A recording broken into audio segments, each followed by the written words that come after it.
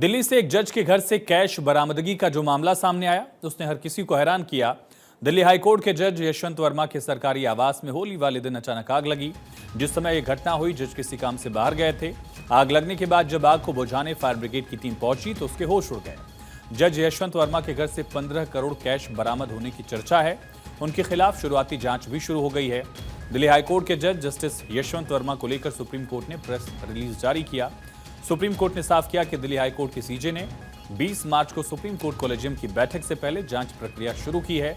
Delhi high court CGI को report सौंपेगा, इसके आधार पर आगे कार्रवाई की जाएगी।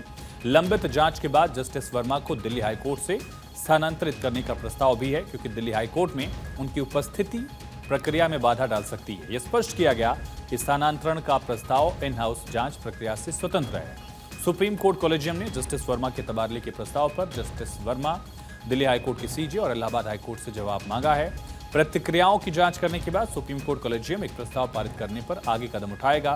प्रारंभिक जांच के बाद दिल्ली हाईकोर्ट के मुख्य न्यायाधीश Devendra Kumar Upadhyay supreme court collegium को रिपोर्ट देंगे। उनके खिलाफ प्रारंभिक जांच शुरू कर दी गई है। वर्मा के खिलाफ जस्टिस वर्मा के साथ ही दरअसल प्रारंभिक जांच रिपोर्ट के बाद आरोप वास्तविक और गंभीर पाए जाते हैं तो इन हाउस कमेटी भी प्रक्रिया शुरू करेगी। इससे पहले भारत के मुख्य न्यायाधीश संजीव खन्ना के नेतृत्व में सुप्रीम कोर्ट कॉलेजियम ने गुरुवार को बैठक की। न्यायमूर्ति वर्मा के निवास पर आग लगने के दौरान कथित रूप से नकदी बरामद होने के बारे में एडवर्स रिपोर्ट के बाद केंद्र सरकार को उनके पेरेंट इलाहाबाद हाई कोर्ट में न्यायमूर्ति वर्मा के ट्रांसफर की सर्वसम्मति से सिफारिश की। लेकिन यह भी सच है कि हमारे देश में सरकार और सिस्टम में फैले भ्रष्टाचार पर काफी बात होती है।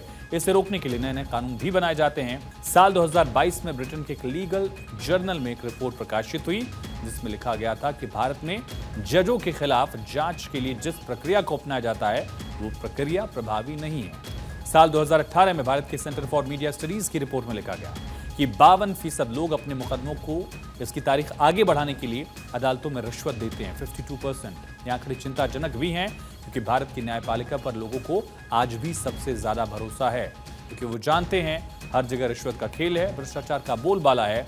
लेकिन आज भी लोग न्यायपालिका को साफ सुथरा मानते हैं। लेकिन नोटों की गड्डियां जिनके घर से मिली, वो जस्टिस यशवंत वर्मा आज सवालों के घेरे में क्यों आ खड़े हुए हैं, ये भी देखिए। जस्टिस यशवंत वर्मा वही जज हैं जिन्होंने भ्रष्टाचार के एक मामले में शिबू सोरेन के खिलाफ सीबीआई जांच के लोकपाल के आदेश पर रोक लगा दी थी।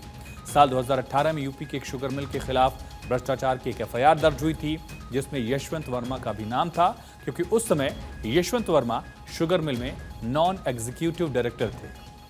अब नोटों की गड्डी मिलने के बाद जब यशवंत वर्मा को इलाहाबाद हाईकोर्ट भेजा जा रहा है तो इसका भी कड़ा विरोध हुआ है।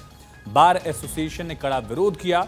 इलाहाबाद उच्च न्यायालय के बार एसोसिएशन के अध्यक्ष अनिल तिवारी ने कहा कि एक जज के घर से 15 करोड़ रुपए मिले, उन्हें घर वापसी का इनाम मिल रहा है। हमारी मांग है कि न्यायमूर्ति यशवंत वर्मा को इलाहाबाद हाईकोर्ट नहीं भेजा जाना चाहिए।